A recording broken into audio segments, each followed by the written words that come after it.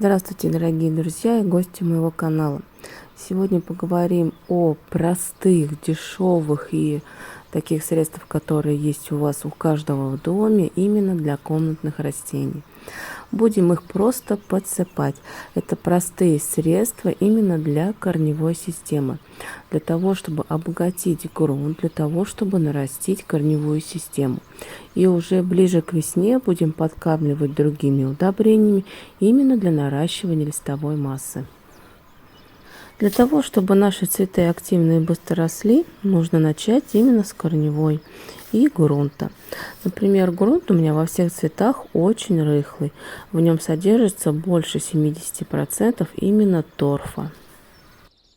А также подсыпаю перлит или вермикулит, а также камни вортекс, для того, чтобы впитывалась лишняя влага и не было застоя воды. Обязательно практически в каждом цветке у меня лежит дренаж, для того, чтобы вода лишняя сливалась. А сегодня будем именно наращивать корневую систему. Вот посмотрите, это замиоколька Зензи. Он долго стоял и не давал никакой листвы. Все потому, что у него была слабая корневая система.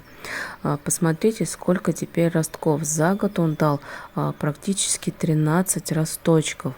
Очень есть маленькие и уже большенькие листики, уже все практически выросли. И это все произошло всего лишь с одной картошки.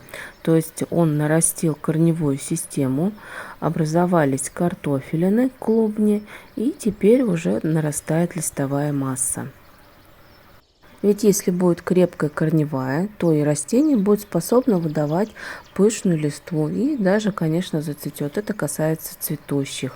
А если корневая система слабая и хилая, и, возможно, даже с гнилью, то никакой листовой массы у вас не будет. Естественно, растения, ваши цветы не зацветут. Оно просто будет не способно выдать ни новые листья, ни бутоны.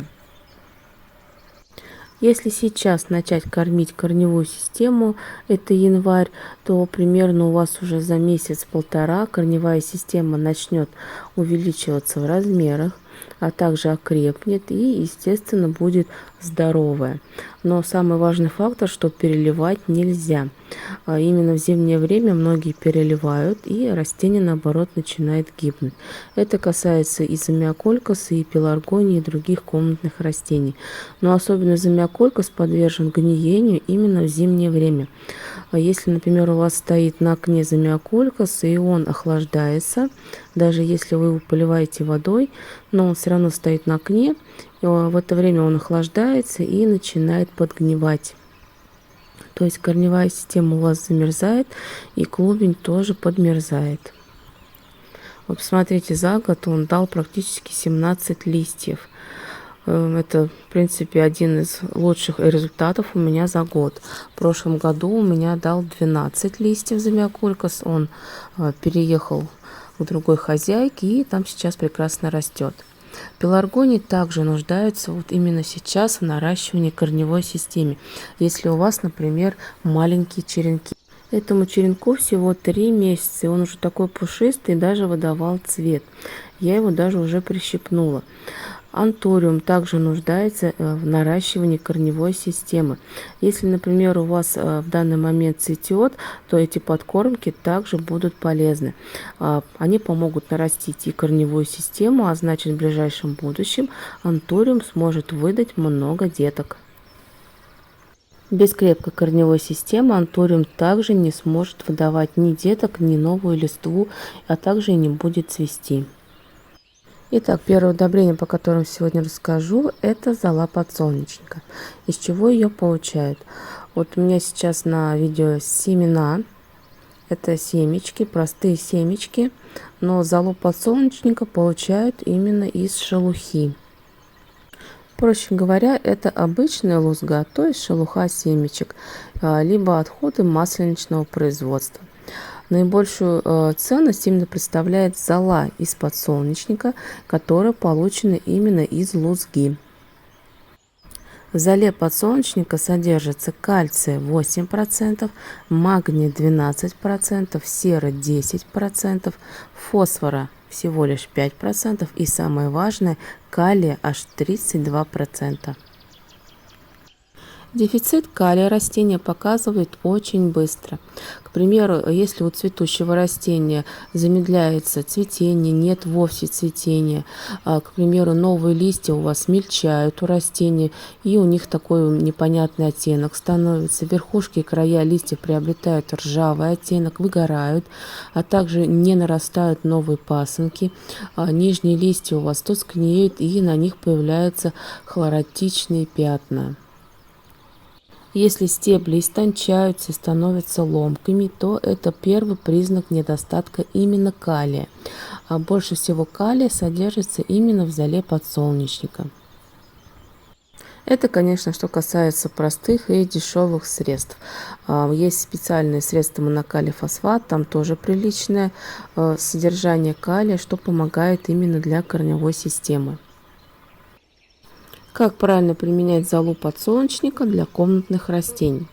Обязательно растение нужно полить хотя бы за день до этого, чтобы грунт был полностью влажный. И вот так вот откапываем ямки, делаем некие углубления и будем подсыпать золу. У меня горшок 2-литровый и понадобится буквально чуть меньше чайной ложки. Стараемся не задевать корни, несмотря на то, что у нас грунт влажный. Делаем это аккуратно, не задевая листву и корни. Это очень важно. Любая зола может сжечь корни, и растение, наоборот, начнет вянуть. Поэтому применяйте ее именно согласно инструкции, не переусердствуйте. Зола подсолнечника является прекрасным универсальным природным удобрением, которое не содержит хлора. А также оно содержит более 6 видов микроэлементов. И, кстати, оно раскисляет почву и создает благоприятные условия для жизнедеятельности почвенных микроорганизмов. Для составления субстратов именно для комнатных растений, для тех растений, у которых нужно уменьшить кислотность, можно добавить также золу подсолнечника. Добавляется 2 столовые ложки на 1-2 литра субстрата.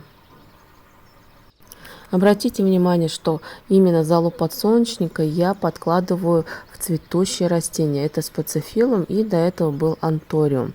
Именно калий, он особенно важен для цветущих растений, так как при его дефиците бутоны либо вовсе не завязываются, либо цветки вырастают очень мелкими и быстро опадают. И маленькое примечание именно к золе подсолнечника. Золу подсолнечника нельзя смешивать со свежим коровиком и либо птичьим пометом, так как произойдет химическая реакция, приводящая именно к активной потере азота и, конечно, замедлению вегетации самого растения. Об этом тоже нужно знать. А также зола подсолнечника, она не сочетается с аммиачной селитрой. Сколько стоит зола подсолнечника и где ее купить? Я приобретала ее на Wildberries. 2 килограмма стоил тогда около 150 рублей. Сейчас он чуть побольше, но 2 килограмма хватает надолго. Я даже этот пакетик возила уже в огород и точно так же подсыпала там в растения. И следующее средство, очень дешевое, стоит всего около 10-15 рублей за такой пакетик, это корневин. Корневин – это биостимулятор роста для комнатных растений и для вообще растений в общем. Он стимулирует и наращивает корневую систему, увеличивает ее в размерах. Как применять корневин для комнатных растений? Первое, что можно сделать, это просто подсыпать именно в горшок. Берете горшок и подсыпаете. Корневин, он безопасен, и поэтому можно подсыпать по сухой земле. Вот смотрите, у меня горшок не более 1 литра, и я подсыпала совсем чуть-чуть.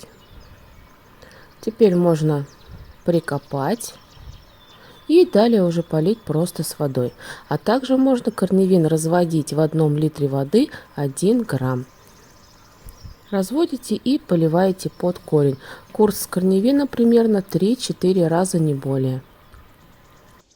Основа данного препарата – это серадикс и гармадин. Они обладают такими свойствами, что стимулируют ростовые процессы, а также способствуют растяжению клеток стеблевых отрезков, а также влияют на закладку и рост стеблевых почек.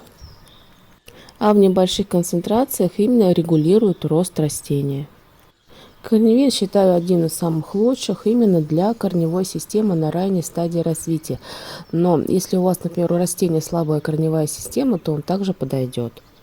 Итак, а следующая у нас подкормка будет именно тоже с простым средством. Это кормилица микориза. У меня есть как маленькие пакетики, так и большие. Стоит оно недорого. Именно в большом пакетике выгоднее покупать. Я покупаю также на Вайлдберрис. Можно покупать на Озоне, либо в любом садовом магазине. Микоризой я пользуюсь уже больше 2 лет, как для комнатных растений, так и для рассады. Отлично помогает нарастить корневую систему. Микориза – это симбиоз корней высших растений и мицелия грибов.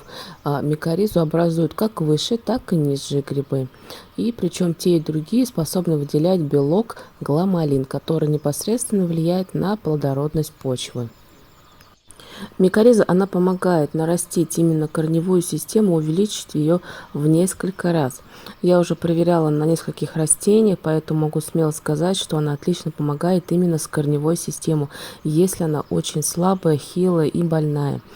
Как применять микоризу для комнатных растений? Я беру буквально чуть меньше чайной ложки на 1 литр грунта и подсыпаю к растению. Также прикапываем. И потом можно полить. Микориза работает очень долго, в течение месяца-полтора. И очень важно не поливать химическими удобрениями именно это растение, которое вы подкормили микоризой. Это, кстати, указано на упаковке. У любого производителя это тоже указано. Читайте об этом внимательно.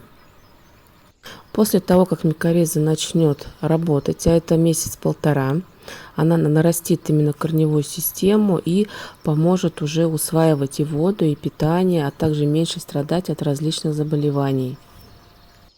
Можно просто вносить в сухом виде в горшок, подсыпая, а также можно ее смешивать с водой и поливать растения. Берется 2 грамма на 1 литр воды и поливается под корень. Но точно так же, как и в сухом виде, она действует одинаково, поэтому в течение месяца-полтора нельзя поливать с химическими удобрениями.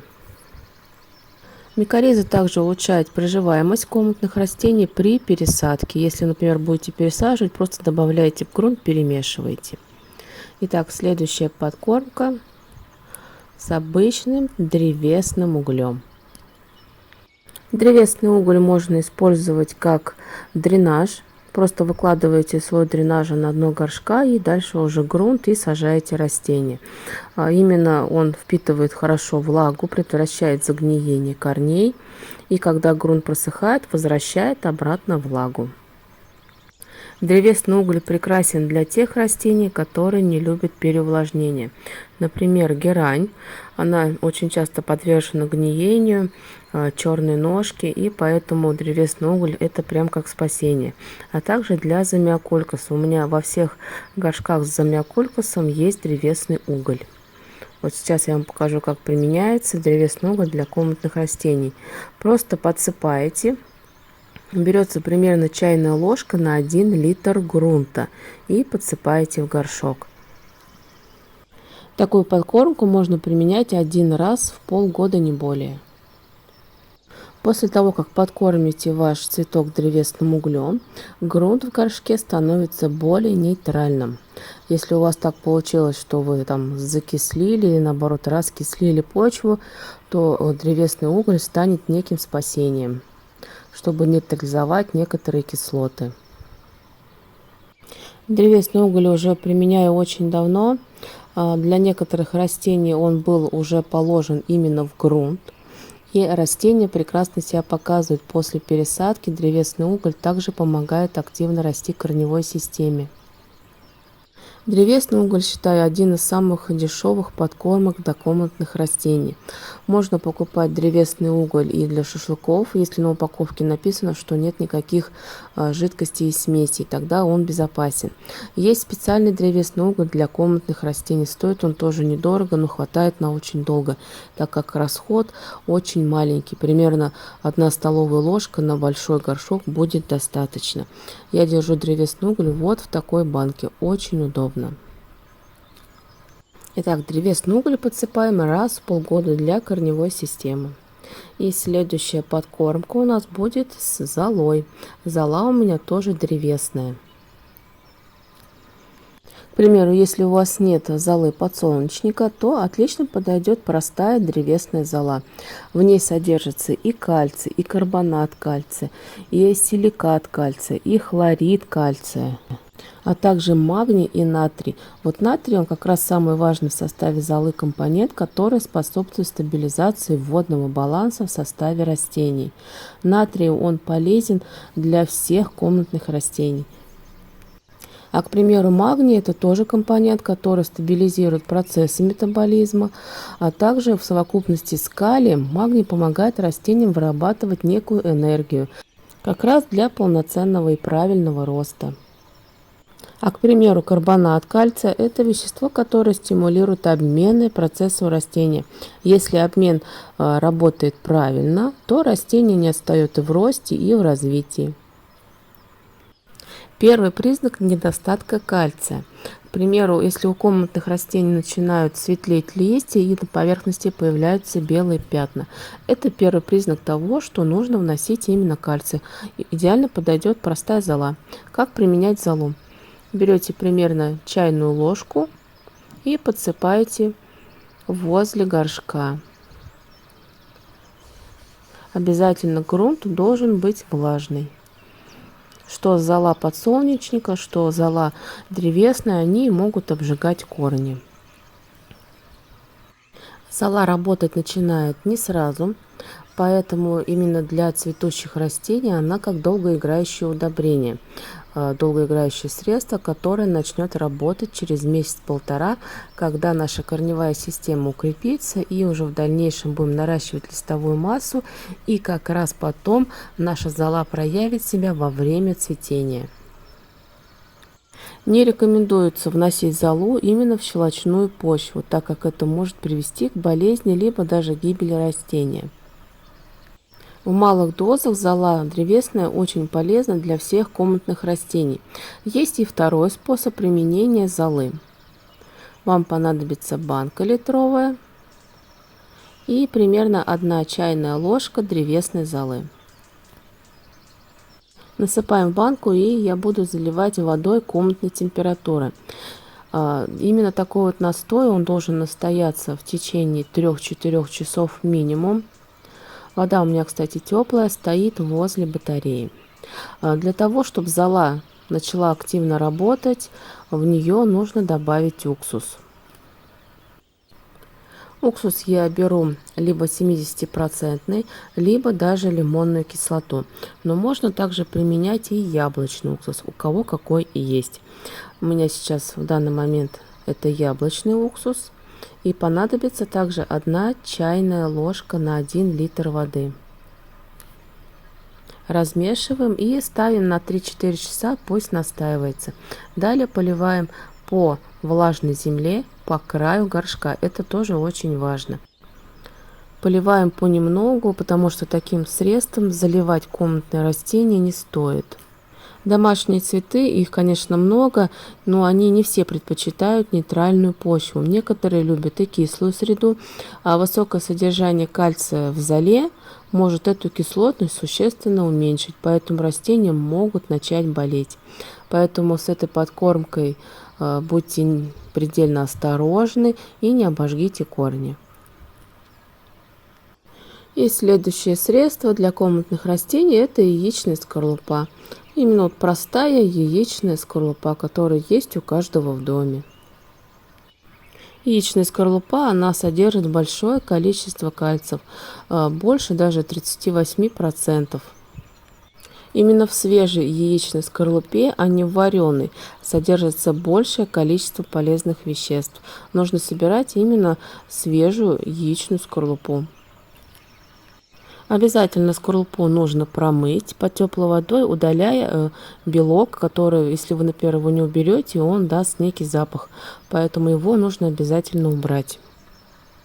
Яичная скорлупа для домашних цветов используется как дополнительный источник кальция. Ее можно как настаивать, так и подсыпать в грунт. Я сегодня буду именно подсыпать в грунт для того, чтобы в дальнейшем он начал работать.